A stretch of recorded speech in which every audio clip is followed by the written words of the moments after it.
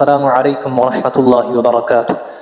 پیارے پیارے مسلمان بھائیوں، جیسا کہ آپ تمام دوست احباب کو معلوم ہے کہ محرم الحرام کا مہینہ شروع ہو چکا ہے، اور یکم محرم الحرام جناب سیدنا حضرت عمر فاروق رضی اللہ تعالی عنہ کی شہادت کا دن۔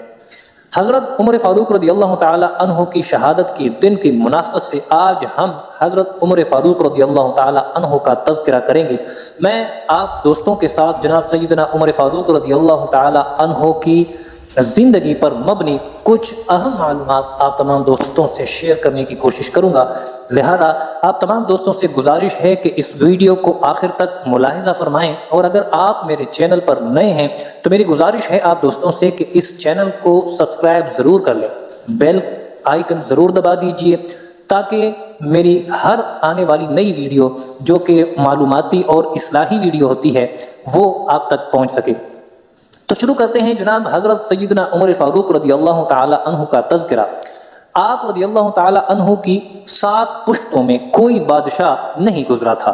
آپ بھیڑ بکریاں اور اونٹ چراتے چراتے بڑے ہوئے تھے، اور آپ رضی اللہ تعالی عنہ نے تلوار بازی اور تیر اندازی بھی کسی اکیڈمی سے نہیں سیکھی تھی۔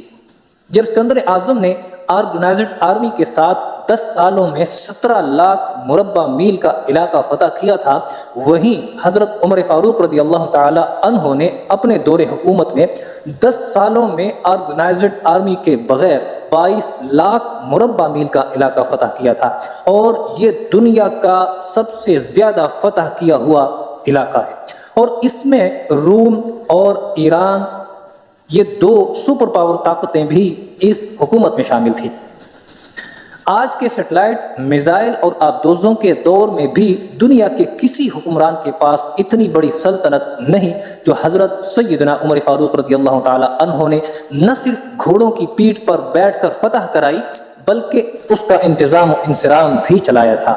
الیگزینڈر نے فتوحات کے دوران اپنے بے شمار جرنیل قتل کرائے ہیں، بے شمار جرنیلوں اور جوانوں نے اس کا ساتھ چھوڑا تھا، اس کے خلاف بغاوتیں بھی ہوئی تھی، اور ہندوستان میں اس کی فوج نے آگے بڑھنے سے انکار بھی کر دیا، لیکن حضرت عمر فاروق رضی اللہ تعالی عنہ کے کسی ساتھی کو ان کے حکم سے سرتابی کی جرت نہ ہو سکی۔ وہ ایسے کمانڈر تھے کہ آپ رضی اللہ تعالی عنہ نے عین میدان جنگ میں عالم اسلام کے سب سے بڑے سپہ سالار حضرت خالد بن ولید رضی اللہ تعالی عنہ کو سپہ سالاری سے معزول کر دیا، اور کسی کو یہ حکم ٹالنے کی جرت تک نہ ہوئی۔ آپ رضی اللہ تعالی عنہ نے حضرت سعد بن ابی وقاص رضی اللہ تعالی عنہ کو کوفے کی گورنری سے ہٹا دیا۔ آپ رضی اللہ تعالی عنہ نے حضرت حارث بن کعب رضی اللہ تعالی عنہ سے گورنری واپس لے لی۔ آپ رضی اللہ تعالی عنہ نے حضرت عمر بن عاص رضی اللہ تعالی عنہ کا مال ضبط کر لیا، اور آپ رضی اللہ تعالی عنہ نے حمص کے گورنر کو واپس بلا کر اونٹ چرانے پر لگا دیا، لیکن کسی کو بھی حکم عدولی کی جرت تک نہ ہوئی۔ الیگزینڈر نے 17 لاکھ مربع میل کا علاقہ فتح تو کیا، لیکن دنیا کو کوئی نظام، کوئی سسٹم نہ دے سکا، جبکہ حضرت عمر فاروق رضی اللہ تعالی عنہ نے دنیا کو ایسے سسٹم دیے جو آج تک پوری دنیا میں لگاتار رائج ہیں۔ آپ رضی اللہ تعالی عنہ نے سن ہجری کا اجرا کیا، جیل کا تصور دیا۔ آپ رضی اللہ تعالی عنہ نے مؤذنوں کی تنخواہیں مقرر کی، مسجدوں میں روشنی کا بندوبست کرایا، پولیس کا محکمہ بنایا، ایک مکمل عدالتی نظام کی بنیاد رکھی، آب پاشی کا نظام قائم کرایا۔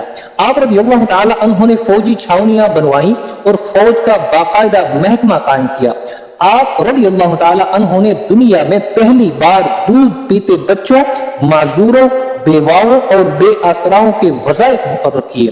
آپ رضی اللہ تعالیٰ عنہ نے دنیا میں پہلی بار حکمرانوں، سرکاری عہدیداروں اور والیوں کے اثاثے ڈکلیئر کرنے کا تصور دیا۔ آپ رضی اللہ تعالیٰ عنہ نے بے انصافی کرنے والے ججوں کو سزا کا سلسلہ بھی شروع کر دیا تھا۔ آپ رضی اللہ تعالیٰ عنہ نے دنیا میں پہلی بار حکمران کلاس کی اکاؤنٹیبلٹی شروع کی۔ آپ رضی اللہ تعالی عنہ فرمایا کرتے تھے کہ جو حکمران عدل کرتے ہیں وہ راتوں کو بے خوف سوتے ہیں۔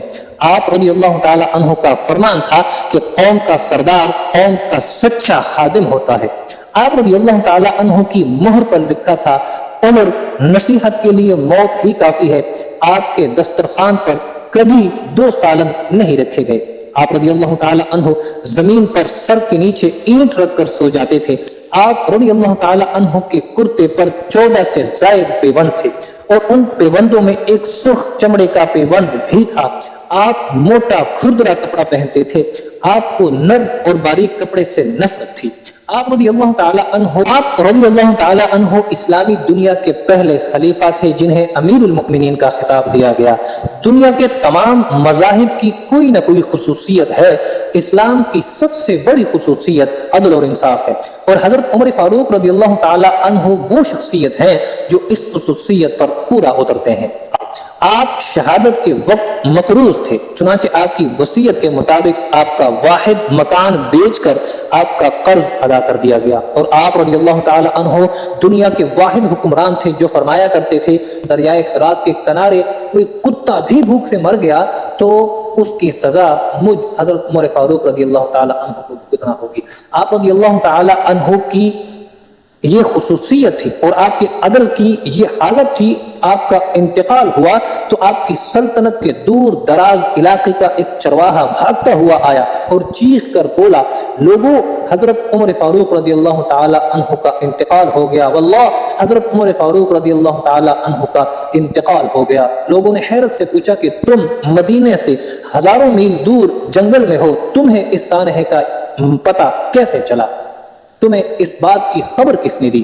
چرواہا بولا، جب تک حضرت عمر فاروق رضی اللہ تعالی عنہ زندہ تھے میری بھیڑیں بکریاں جنگل میں بے خوف پھرتی تھی اور کوئی درندہ ان کی طرف آنکھ اٹھا کر نہیں دیکھتا تھا، لیکن آج ایک بھیڑیا میری بھیڑ لے گیا، لگتا ہے عمر نہیں رہے۔ حضرت عمر فاروق رضی اللہ تعالی عنہ نے جو علاقے فتح کیے ان پر آج بھی مسلمان بے خوف ہو کر سجدہ کرتا ہے۔ تو یہ حضرت عمر فاروق رضی اللہ تعالی عنہ کی شان میں چند تعریفی کلمات تھے۔ ان کی شان مجھ جیسا گنہگار بندہ کیسے بیان کر سکتا ہے؟ اللہ تبارک و تعالیٰ نے انہیں بہت بڑا مرتبہ عطا فرمایا ہے۔ آج ہم نے جناب سیدنا حضرت عمر فاروق رضی اللہ تعالی عنہ کے قوانین، ان کے زندگی کے فرامین اور ان کے زندگی کے نمونے کو بھلا دیا ہے، اور جو چیز ہم نے ان کی اپنی زندگی میں شامل کرنی تھی، ان کی زندگی کے تمام معاملات کو ہم نے اپنی زندگی میں شامل کرنا تھا، آج ہم نے ان تمام باتوں کو بھلا دیا ہے، اس لیے ہم آج دنیا میں ذلیل و خوار ہو کے رہ گئے ہیں۔ تو اللہ تبارک و تعالیٰ سے دعا ہے کہ اللہ تبارک و تعالیٰ ہمیں ان کے نقش قدم پر چلنے کی توفیق عطا فرمائے، اور اللہ تبارک و تعالیٰ ان کے درجات بلند فرمائے، آمین۔